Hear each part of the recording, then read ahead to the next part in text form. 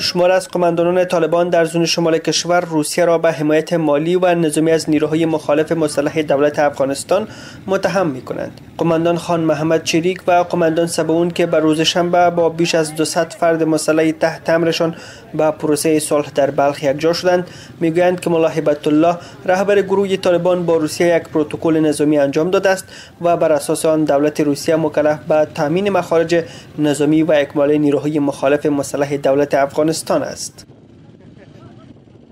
فعلا بچه طاهر یولداش به نام کسی شما در نام شنیده باشین در ولایت سرپل فعالیت میکنه با 600 نفر مسلح که در رد خودش است. ایره تمام افغانستان آگاه است، از پاکستان هم پشتیبانش است، ولی فعلا در پشت پاکستان روس هم سرباری شده. مخکې زه وم د طالبانو په سب کې رالم باعث دا سو چې زه اوس فعلا رالم په دې خاطر باندې چې طالبانو همکاری در روس څخه واخیستل.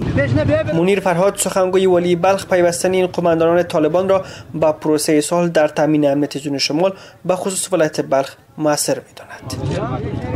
در همین حال الکساندر گروشکو سفیر روسیه در سازمان ناتو با وجود اینکه حمایت نظامی آن کشور از طالبان را رد می‌کند، اما به روز جمعه در بروکسل گفته است که روسیه به هدف کشاندن طالبان به مصالحه ملی و تامین امنیت اتباع روسی با این گروه در تماس است.